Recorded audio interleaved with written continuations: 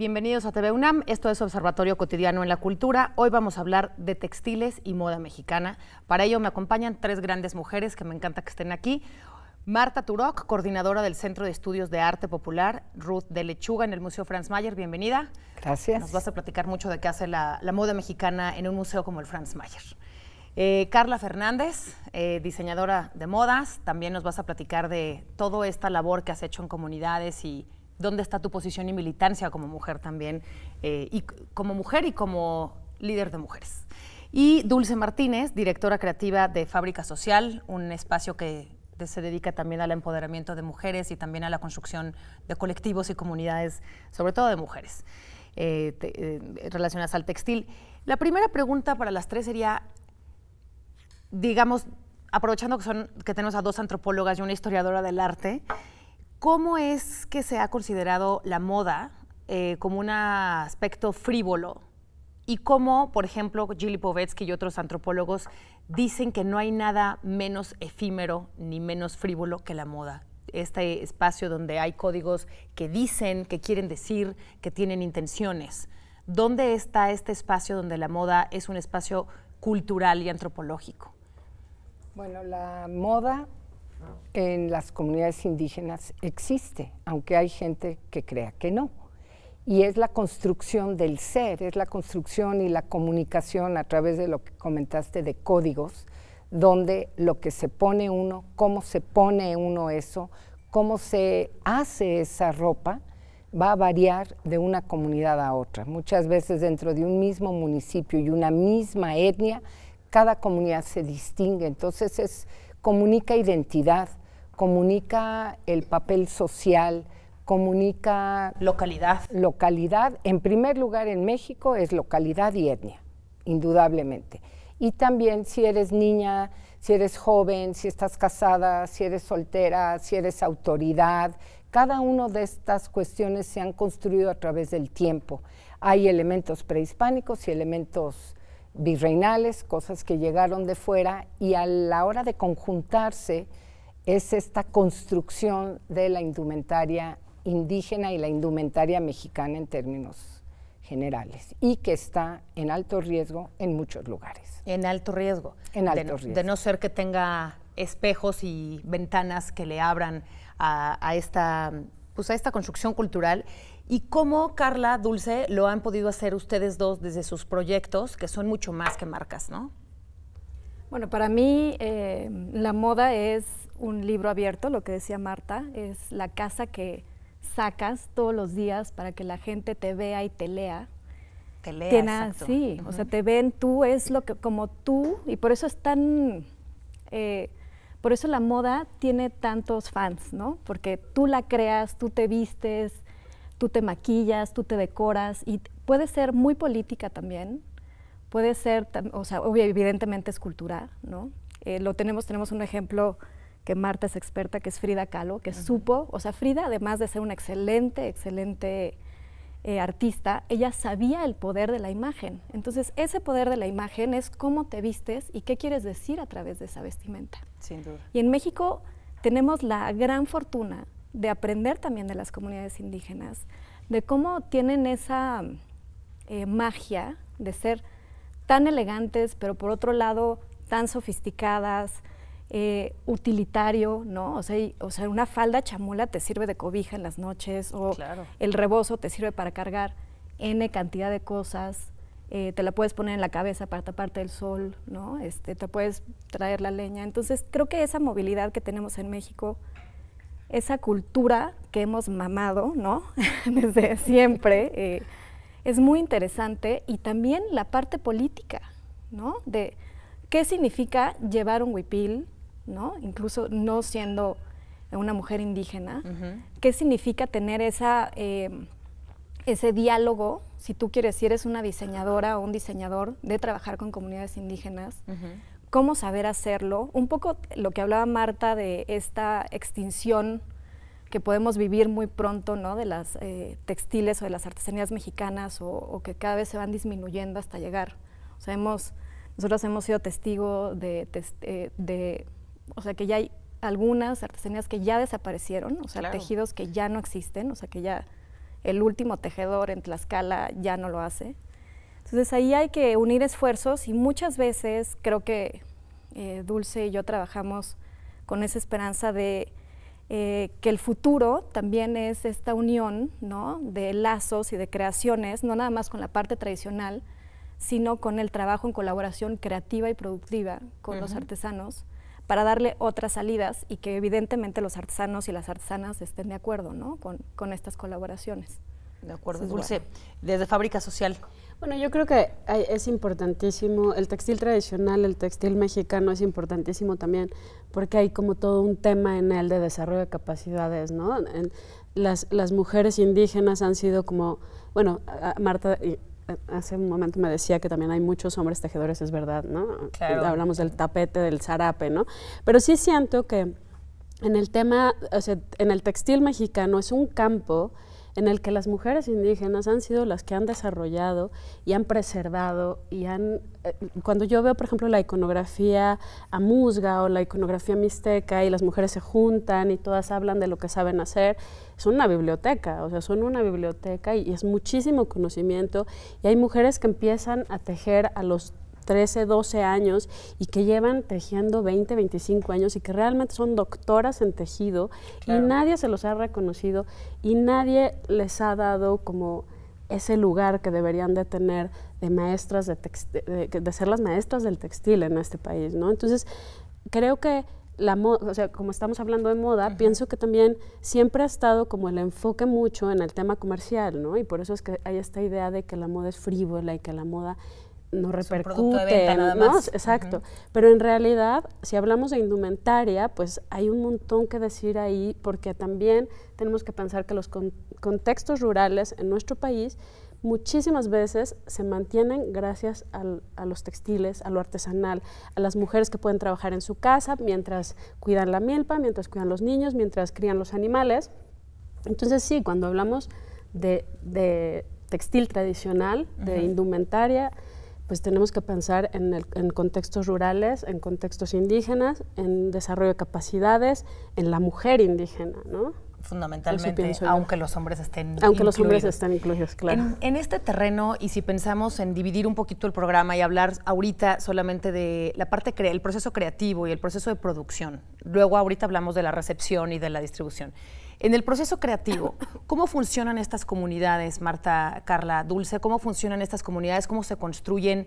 Hablemos un poco de los materiales, los colores, las iconografías, ¿no? Lo que significa en estas comunidades, en el proceso creativo y de producción. ¿Cómo son? Bueno, en producción, que es un poco hacia donde iba Dulce. Hay dos instrumentos que son obras maestras, que es el malacate para hilar y el telar de cintura. Y lo que implica preparar una urdimbre, ¿no? Todo lo que es el telar de cintura. Telar de cintura, con 6 palitos se crean obras maestras. Se pueden agregar palitos porque la técnica es un poco más compleja. 8, 9. Las gasas de Cuetzalan, bueno, tienen hasta 20 palitos. Ese es como ya otro rango, pero a lo que voy es 6 palitos, la cintura, un árbol o algo para amarrar, un poste, gracias Carla, y se transportan ellas a otra dimensión. Todas te lo dicen. Yo me siento en el telar, limpio mi mente y tejo, porque si yo al telar llego con todas mis problemas, no me va a salir. Claro. En este sentido, este aprendizaje, este oficio, ¿se enseña de madre a hija y a hija y a hija? Generalmente es una transmisión intergeneracional, familiar. A veces te dice, pues por alguna razón mi mamá no, pero mi tía sí, mi abuela, etcétera, etcétera. Todas empiezan jugando, todas. Pero no hay una educación formal en espacios escolares o académicos. Empieza a ver, ¿no? Está la escuela de tejedores de Xochitlahuaca, donde van los niños en el verano, pero eso es muy nuevo. Porque se está perdiendo la transmisión en el seno del hogar. Sí. En ese momento surge gente que tiene una vocación de ser maestra. Claro. Como lo hizo en su momento Florentina en Xochis y una mujer que se me olvida su nombre en este momento, en el sur de Veracruz. Ellas ven que se está perdiendo el ambiente familiar y crean estas escuelas. De acuerdo. ¿Y cómo es que los talleres que tienen ustedes, Carla, Dulce, intervienen de una manera distinta en esta tradición de producción natural, digamos? O cómo es que ustedes como agente externo pueden intervenir y colaborar y favorecer estos colectivos femeninos? En nuestro caso, nosotras trabajamos sobre todo con mujeres, bueno, con mujeres y hombres que nos piden que colaboremos con ellos. Entonces ahí cambia mucho este diálogo, ¿no? Son cooperativas o familias que ya no están quizás atendiendo a un público o que ya está saturado de la misma artesanía. Entonces, lo que nosotras hacemos con Taller Flor es muy sencillo. Vamos a la comunidad, escuchamos qué es lo que ellos quieren y vemos qué es lo que saben hacer. Y es este ojo externo, muchas veces, que proviene, en este caso, de nuestros talleres. Te voy a poner un ejemplo, ¿no? de don Juan Alonso con los brazaletes de molinillo. O sea, don Juan hace molinillos desde su abuelo. O sea, tú ves las fotos de don Juan y hacían el molinillo con el dedo del gordo del pie. O sea, y tenían así ¿no? Para tallar la madera. Y de repente ya la gente no usa tanto el molinillo, porque además son objetos que están hechos para durar toda la vida. Entonces tú heredas el molinillo de tu madre o el de tu abuela, ya no necesitas otro, el chocolate ya viene en polvo, ¿no? Entonces van cambiando, ¿no? Los tiempos, pero lo que no debemos permitir es que mueran estas técnicas preciosas, milenarias muchas veces, ¿no? Como el telar de cintura. Entonces él nos pide, oye, pues, ¿qué está pasando? Ya no estamos vendiendo. Le digo, bueno, don Juan, a ver, ponemos el molinillo frente a nosotros, ¿no? A ver, don Juan, pues así funciona, tiene los aritos. ¿Qué pasa si estos aritos los hacemos más grandes? Nada más. Y del diseño es de don Juan, la técnica es de don Juan, el reconocimiento obviamente es para don Juan, ¿no? Pero es esa colaboración, nada más de tener ese sentimiento o ese sentido de qué podemos hacer. Y de ahí ya se volvió una moda, ya hay aretes, ya hay botones, ya hay zapatos, muchos otros diseñadores están haciendo muebles. Entonces se genera una nueva economía, ¿no? Claro, con dos capitales, uno tradicional y uno con un enfoque contemporáneo distinto, ¿no? Que es lo que estás diciendo. Vamos a dejar aquí este tema porque quiero regresar a los talleres que hace Fábrica Social y me gustaría también preguntarte por qué se llama Fábrica Social y cuál es ese contexto. Y, por supuesto, regresaremos también a entender, Marta, qué hace la moda en un museo y qué hace la moda en una tesis de antropología o en un espacio de historia del arte como tú lo has hecho. Así que no se vaya, estamos hablando de textiles y moda mexicana. Vamos a ir a ver unas recomendaciones culturales, un corte y regresamos enseguida.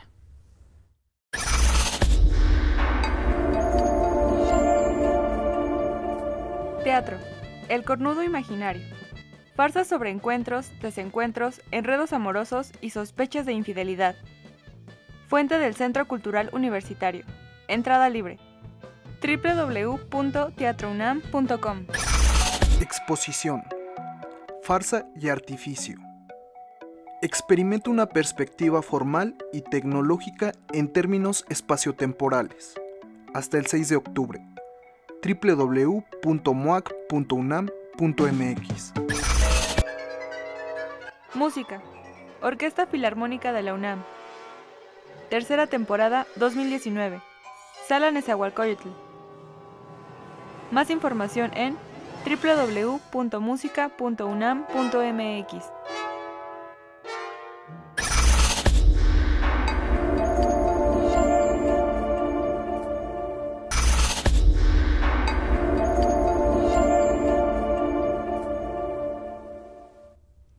Estamos de regreso aquí en Observatorio Cotidiano en la Cultura, hablando de textiles y moda mexicana.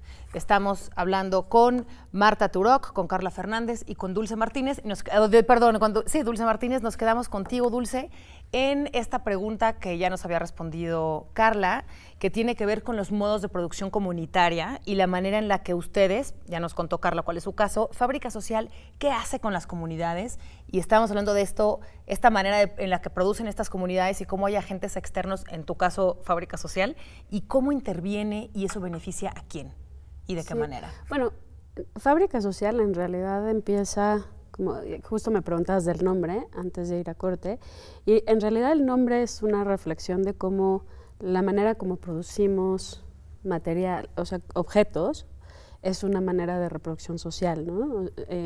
Viene como de esta reflexión de cómo la producción material siempre tiene que responder a la producción social, ¿no? Si queremos una sociedad en donde haya maquilas, en donde las mujeres se mueren en una fábrica que se cae, o si queremos una sociedad en donde las mujeres pueden vivir en sus contextos rurales y vivir bien y poder seguir ejerciendo lo que saben hacer, ¿no? Entonces, Fábrica Social, el nombre viene de esa reflexión de cómo estamos fabricando sociedad cuando fabricamos objetos, cuando fabricamos cosas. Y nosotros empezamos trabajando con grupos de mujeres artesanas porque nos damos cuenta de que hay muchas cosas que ellas podrían hacer si tuvieran algunas herramientas de diseño, ¿no? Como que ellas tienen una educación técnica impecable y tienen muchísimas habilidades, pero les faltan algunas herramientas que podrían cambiar por completo su realidad, ¿no? Y su economía y su distribución, que es lo que decía Carla, que a lo mejor a veces se agotan esos espacios de venta locales y tendrían que entrar en otros mercados. Entonces, en realidad, Fábrica, los primeros 3 años que existe, no comercializa, es más, busca ser más una escuela rural itinerante de diseño que va y desarrolla como herramientas de diseño para mujeres artesanas. Y después de 3 años, las mujeres nos empiezan a pedir como la comercialización porque tampoco tienen el tiempo ni los espacios para ellas poder hacerlo, ¿no? Ahorita yo creo que está cambiando, creo que seguramente ustedes lo han percibido también, creo que gracias también a estas interacciones que a veces son afortunadas y a veces no, por temas de comercio justo y todo, pero creo que cada vez más artesanos tienen más herramientas de diseño también, y eso lo estamos viendo en los mercados de artesanía, ¿no? Y eso a mí me parece increíble y creo que por ejemplo, para nosotros es un gozo ver que una pieza que diseñamos en Teotitlán con Marta hace 14, 15 años está en el mercado de artesanías, ¿no? Es un honor.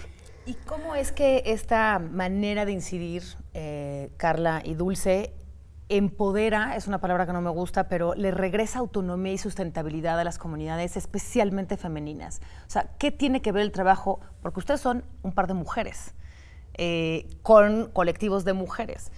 ¿Cómo es que ustedes colaboran en esta construcción de comunidad, también en el proceso de autonomía de las mujeres, en la toma de decisiones, en las posibilidades organizativas de las mujeres? Bueno, nosotras, yo soy mamá, sé lo difícil que es tener un negocio o hacer cosas, ¿no? En general. Y conozco bien la vida de las mujeres en las comunidades, que todavía es más compleja porque tienen muchas cosas que atender. O sea, tienen que atender a su familia, a su comunidad, a la tierra, ¿no? Entonces, creo que parte de nuestro trabajo es la ayuda, ¿no? Mutua y de hacer las cosas más sencillas. Nosotras muchas veces trabajamos con mujeres que se tardan hasta 8, 9 meses o 1 año y medio en acabar un huipil, que es muy difícil que se venda ese huipil en un precio justo, porque no llega el cliente a la comunidad.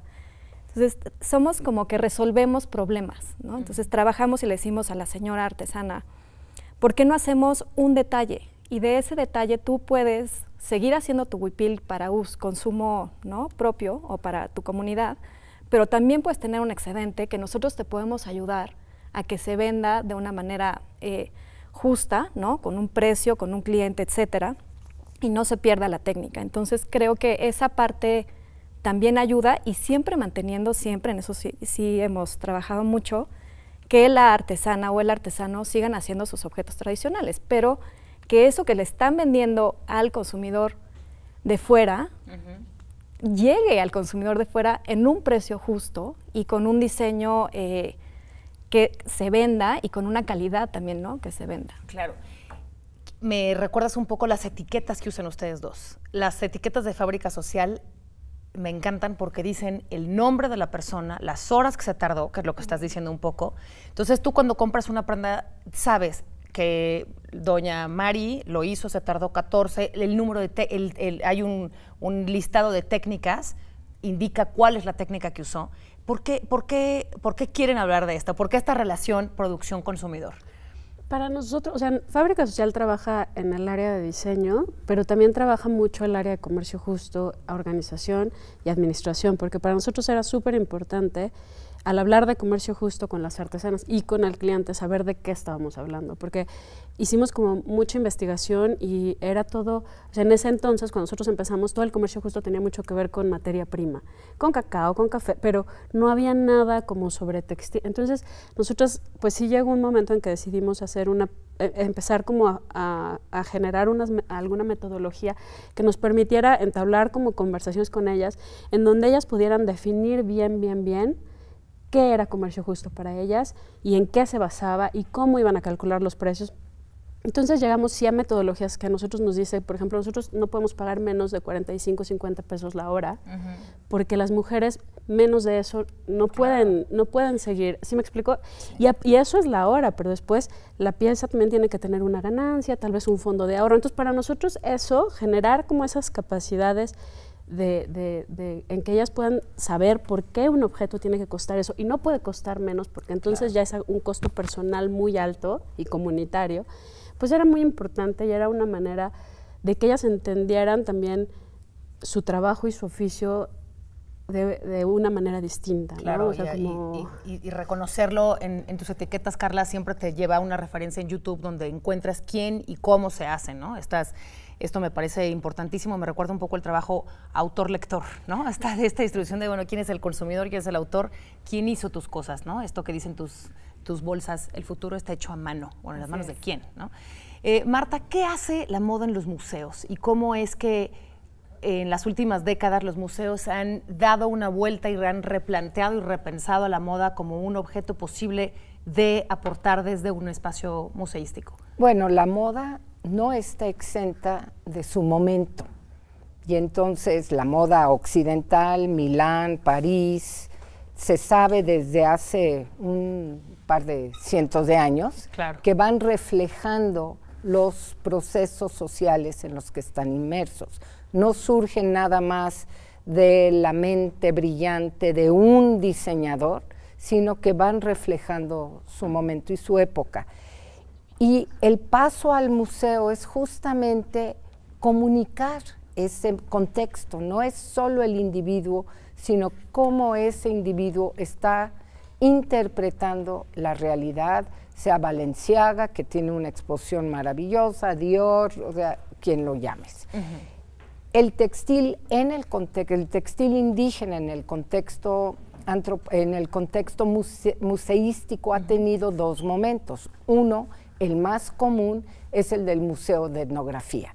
Es decir, esta es la manera en que visten y que usan. Como está en el Museo de Antropología. Como estaría en el Museo de Antropología en el segundo piso, que ya cambiaron su museografía, también tratando de reflejar los cambios en la indumentaria, que no pensemos que es estática, que cambia también hacia el interior de los grupos. Por supuesto. No solo porque las diseñadoras llegan a tratar de apoyar en su reflejo externo.